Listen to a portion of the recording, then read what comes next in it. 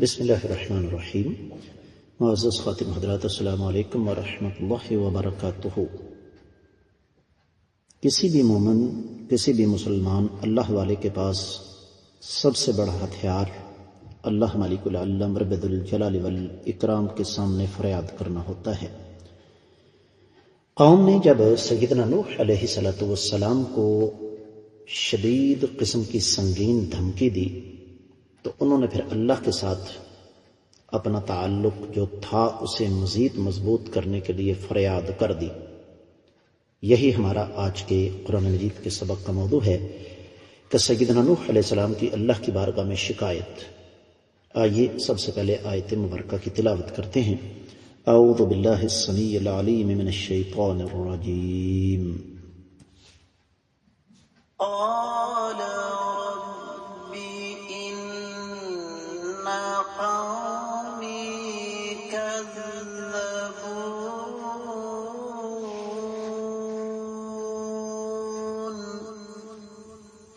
قال رب إن قومي كذبون۔ معزز خاتون حضرات، اللہ مالک العالم رب الجلال والاکرام کی پاکیزہ کتاب قرآن مجید 19واں پارہ سورۃ الشعراء آیت مبارکہ ہے 117۔ رب کائنات فرماتے ہیں، قال سیدنا نوح علیہ السلام نے فرمایا، رب اے میرے مالک، ان بے شک قومی میری قوم کذبون مجھے جھٹلا چکی ہے۔ بامحاورہ ترجمہ سماعت فرمائیے گا۔ سیدنا نوح علیہ السلام نے اللہ کے سامنے شکایت کی کہ اے میرے پروردگار، میری قوم نے مجھے جھٹلا دیا۔ امام ابن کثیر رحمۃ اللہ علیہ اس آیت مبارکہ کی تفسیر میں ایک لفظ بھی اپنی طرف سے نہیں کہتے، بلکہ سورۃ القمر کی آیات مبارکات اپنے مزاج کے مطابق تفسیر القرآن بالقرآن، قرآن کی تفسیر قرآن کے ساتھ وہ لے کر آئے ہیں۔ فدعا ربہ انی مغلوب فانتصر، اپنے رب کو انہوں نے پکارا کہ میں مغلوب ہو چکا ہوں، آپ میری مدد فرمائیے۔ ففتحنا ابواب السماء بماء منہمر وفجرنا الارض عیونا فالتقى الماء على امر قد قدر وحملناه على ذات الالواح ودسر تجری بأعیننا جزاء لمن کان کفر۔ معزز خواتین و حضرات، یہ سورۃ القمر ہے، آگے آ رہی ہے انشاءاللہ، اس پر تفصیل سے بات کریں گے۔ اللہ فرماتے ہیں، ہم نے پھر آسمان سے پانی نازل کر دیا، زمین سے چشمے پھوٹ پڑے، پانی بہت زیادہ ہو گیا۔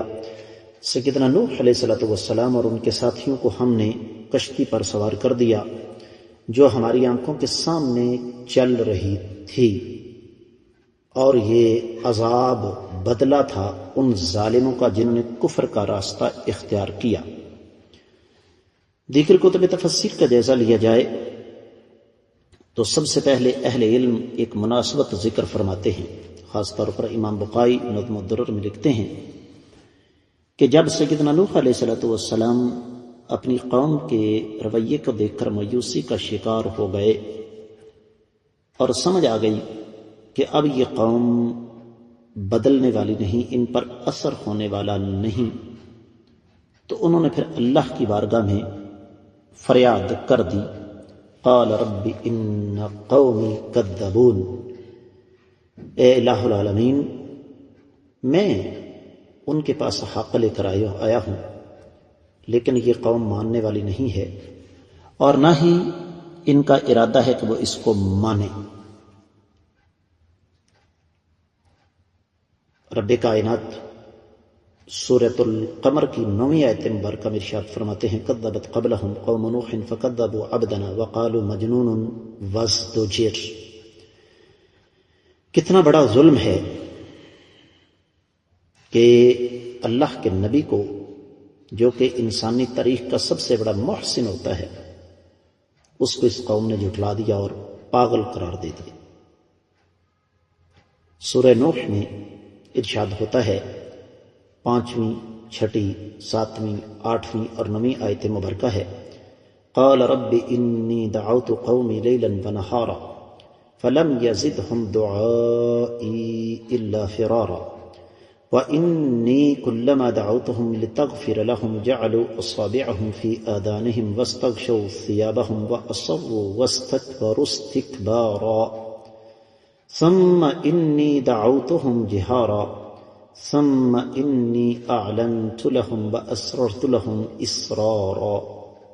نوح علیہ السلام نے فرمایا اے میرے رب، میں نے ان کو دن رات دعوت دی ہے، لیکن میری دعا کا نتیجہ یہی ہے کہ یہ بھاگ اٹھے ہیں، راہ فرار اختیار کیا انہوں نے۔ جب بھی میں نے انہیں پکارا تاکہ آپ ان کو بخش دیں، ان ظالموں نے اپنی انگلیاں اپنے کانوں میں دے لیں، کپڑے سمیٹ لیے اور اپنے کفر پر اصرار بھی کیا اور تکبر پر ڈٹے رہے۔ پھر میں نے انہیں ظاہری طور پر دعوت دی، پھر میں نے اعلانیہ طور پر دعوت دی، خفیہ طور پر بھی دعوت دی، لیکن ظاہر بات ہے جن ظالموں کے دلوں پر موریں لگ چکی ہوں، انہوں نے کیا کرنا تھا؟ وہی جو سیدنا نوح علیہ السلام کی قوم نے کیا۔ تو معزز خواتین و حضرات، یہ چھوٹی سی دھمکی نہیں تھی کہ اے نوح علیہ السلام اگر آپ باز نہ آئے تو ہم آپ کو پتھروں کے ساتھ مار دیں گے۔ ان حالات میں سیدنا نوح علیہ السلام کا اللہ تعالیٰ کی طرف شکایت کرنا، اللہ تعالیٰ کی طرف رجوع کرنا یقینی طور پر ایک فطری امر تھا، یہ کوئی عجیب و غریب بات نہیں تھی۔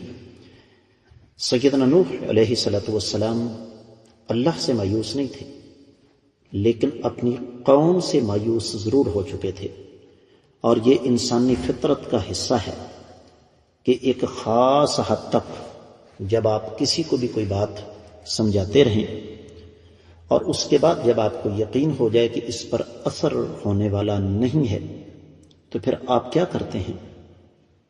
پھر آپ اس کی طرف سے مایوس ہو جاتے ہیں۔